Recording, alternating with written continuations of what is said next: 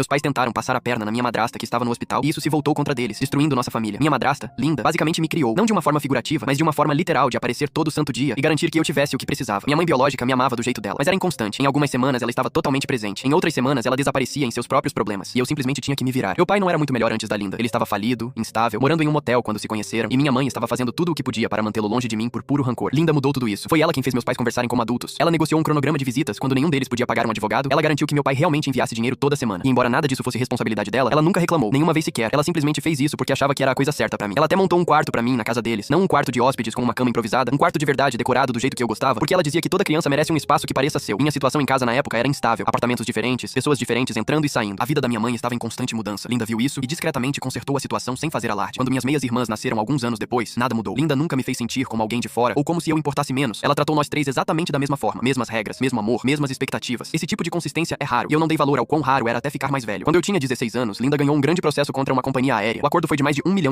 Lembro-me de pensar que ela estava prestes a mudar completamente seu estilo de vida, mas ela não mudou. Ela quitou a casa, comprou um carro novo, eles tiraram algumas boas férias e então ela discretamente criou fundos fiduciários para mim e para minhas duas irmãs para que todos estivéssemos amparados quando fôssemos mais velhos. Ela poderia ter guardado cada dólar e ninguém a teria culpado. Em vez disso, ela pensou em nós primeiro. É assim que ela é. Então tudo começou a desmoronar. Há cerca de um ano, Linda começou a ficar doente. Ninguém me disse exatamente o que estava errado, mas eu podia ver toda vez que a visitava. Ela parecia cansada de uma forma que ia além do sono. Ela estava constantemente no hospital. Meu pai era vago sempre que eu fazia perguntas e minhas irmãs também estavam sendo mantidas no escuro. Havia algo seriamente errado. E os adultos haviam decidido que nós não precisávamos saber o que era. Mais ou menos na mesma época, minha mãe biológica começou a aparecer na casa deles muito mais do que o normal, fazendo o jantar, passando a noite quando Linda estava no hospital, brincando de casinha com minhas irmãs como se sempre tivesse feito parte da vida delas, o que com certeza não era verdade. Minha mãe nunca gostou da Linda, nunca gostou das minhas irmãs. Ela havia deixado isso claro ao longo dos anos de pequenas maneiras. Então vê-la de repente agir de forma calorosa e caseira era profundamente perturbador. Meu pai estava caindo na dela, tentei conversar com ele sobre isso, disse a ele que não parecia bem, disse que parecia errado. Ele disse que eu estava sendo paranoico e vendo coisas onde não havia. Mas eu conheço minha mãe. Eu a vi agir durante toda a minha vida. Ela não faz nada sem um motivo. Então ela começou a falar sobre querer viajar, mencionou pesquisar sobre investimentos, começou a dar indiretas sobre um ganho financeiro inesperado como se já fosse um fato consumado. Minha mãe é bartender desde antes de eu nascer. Ela vive com o dinheiro contado do mês, sempre viveu. Então de onde exatamente esse dinheiro estava vindo? Foi aí que a ficha caiu. Fui ao hospital e pedi pra ver Linda a sós. Ela me contou a verdade imediatamente. Insuficiência renal irreversível.